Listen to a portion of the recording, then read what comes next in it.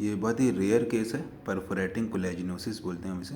Skin में perforating disorders 4 अलग अलग वैरायटी के होते हैं, और उसमें होता क्या है कि जो स्किन की नीचे की परत है उसमें से कोलेजन और इलास्टिन अपने आप दानों में से फट करके ऊपर आ जाता है, तो इसलिए इसे परफोरेटिंग डिजीज़ बोलते हैं। ये शुरू में छोटे छोटे दाने बनते हैं, ये फिर कुछ हफ्तों में दाने भर जाते हैं, फिर लेकिन उस जगह पे गड्ढा बन जाता है हमेशा के लिए, क्योंकि जो भी मटेरियल डर्मिस से निकला था वो गैप कभी भी पूरी तरह फिल नहीं हो पाता है। तो चेहरे पर पिंपल्स के गड्ढे ऐसे बहुत सारे निशान बन जाएंगे, हाथों पे पैरों पे स्कार्स बन जाएंगे। दिखने में शुरू में दाने की तरह दिखते हैं, बहुत कड़े दाने, लेकिन इनके बीच से कुछ मटेरियल निकलता है। और कभी भी पिंपल्स वगैरह नहीं होते हैं, लेकिन चेहरा गड्ढों से भरा हुआ रहता है। बहुत रेयर डिजीज़ है परफोरेटिंग कोलेजिनोसिस। ऐसा कहते हैं कि 1967 के आसपास इसकी खोज हुई थी, और तब से अब तक केवल 50 केसेस हुए हैं। लेकिन ये बात पूरी तरह गलत है, क्योंकि हम लोग के क्लिनिक में ही करीब 10-12 ऐसे पेशेंट्स हैं जो इसका इलाज करा रहे हैं। ऐसे बहुत सारे रेयर केसेस आते हैं जिनके हम वीडियोस बना लेते हैं और इन्हें पोस्ट करते हैं यूट्यूब पे। इसका पर्पस ये है कि जिसको ये बीमारी होती है या डॉक्टर ने बताया होता है कि आपको ये वाली बीमारी है, तो वो सर्च करते हैं और देखना चाहते हैं कि इसके बारे में और क्या किया जा सकता है। बहुत सारे इनमें से ऐसे केसेस होते हैं जिसमें कि बहुत लॉन्ग टर्म ट्रीटमेंट चलता है।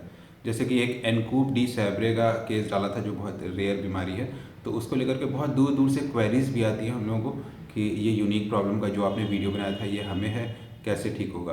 और इंडिया से तो आती हैं, इसके अलावा और भी आसपास के देशों से और यूरोपियन कंट्रीज़ से क्वेरीज आती हैं कि ये यूनिक डिजीज़ है, तो इसको कैसे ठीक किया जाए।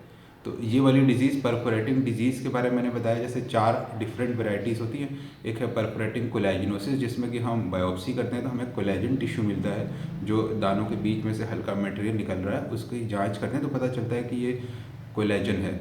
दूसरा है इलास्टोसिस परफोरेंस, जिसमें कि इलास्टिन निकलता है। स्किन के 2 अलग अलग तरह के प्रोटीन होते हैं, एक होता है कोलेजन, एक इलास्टिन, और दोनों अंदर से मेल्ट होकर के दानों के रूप में बाहर आ जाते हैं। दोनों में स्कार्स बनते हैं, कुछ सिम्टम्स में डिफरेंस होता है। तीसरा है किरलीज डिजीज़, जिसमें कि पैर में बड़ी बड़ी गांठें बनती है ब्लैक कलर की, वो भी परफोरेटिव डिसऑर्डर है। अंदर से मटेरियल डर्मिस का, यानी स्किन की नीचे की परत का मटेरियल मेल्ट होकर के बाहर आ जा रहा है। ऑटो इम्यून प्रॉब्लम्स होती हैं ये।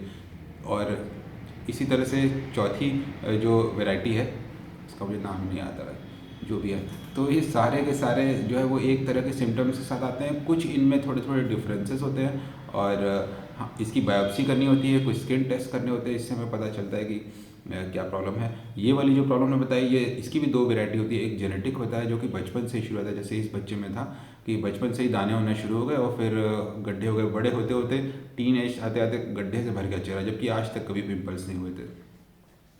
तो इस तरह का प्रेजेंटेशन होता है। और एक एक्वायर्ड भी होती है, यानी कि ज़्यादा एज में जाकर के ये चीज़ शुरू हुई है। अगर ज़्यादा एज में शुरू हुई है तो कुछ रीनल डिजीज़ है, कुछ लिवर की और किडनी की प्रॉब्लम्स में ऐसा होता है, डायबिटीज़ में भी ऐसा होता है। लेकिन कम एज में हो रहा है तो ये जेनेटिक पैटर्न है। जैसे इस केस में बच्चे की माँ को भी सिमिलर प्रॉब्लम्स थी, उनका भी कहना था कि कहीं पैर में चोट वोट लग गई तो इसी तरह के दाने बन जाते हैं जैसे बच्चे को बने। तो इसमें चोट चपेट लगने का भी एक बड़ा फैक्टर होता है, इसे हम कॉब्नर्स फिनोमेना कहते हैं, यानी कि कहीं चोट लगी, नाखून लग गया, तो उस जगह ये वाला डिजीज़ का प्रोसेस शुरू हो गया। ऐसा क्यों होता है? कहीं पर ट्रॉमा होता है तो वहाँ पे हीलिंग होती है। जब वहाँ पे हीलिंग होती है तो वहाँ पर कुछ ऐसे केमिकल्स रिलीज होते हैं जो नया स्किन बनाते हैं। ये केमिकल्स अंदर के कोलेजन और इलास्टिन, अगर जरा सा भी डिस्टर्बेंस हो तो अंदर का जो स्किन प्रोटीन है कोलेजन इलास्टिन, वो मेल्ट हो जाता है और वो ऊपर आ जाता है और एक दाना बन जाता है। फिर ये दाना कई हफ्तों बाद भरेगा, और क्योंकि नीचे से ऊपर तक ब्रेक हो गई है स्किन, तो वहाँ पर एक गड्ढा बन जाएगा, स्कार बन जाएगा। तो ये इसकी पैथोलॉजी है। हम जब बायोप्सी करते हैं, आज सुबह एक बायोप्सी का स्लाइड दिखाई थी सोरियासिस की, जब हम बायोप्सी करते हैं तो हमें नीचे की लेयर्स में कोलेजन और इलास्टिन के स्पेशल स्टेन्स करने होते हैं, जिसमें हमें दिखता है कि ये स्किन प्रोटीन जो है वो डिस्टर्ब हो रहा है और निकल के ऊपर तक आ रहा है। तो इस तरह के रेयर डिजीज़ के वीडियोस बनाते रहेंगे। हम लोगों के यहाँ पेशेंट्स के नंबर बहुत ज़्यादा होते हैं, तो जो बहुत रेयर केसेस होते हैं वो भी हम लोगों को देखने को मिलते हैं। जैसे कि इसी बीमारी के बारे में ऐसा कहा जाता है कि बहुत कम केसेस हुए हैं आज तक, लेकिन हम ही लोग के यहाँ पर इसके 10-12 केसेस हैं, तो ऐसा नहीं है वर्ल्ड में इसके बहुत सारे केस होंगे।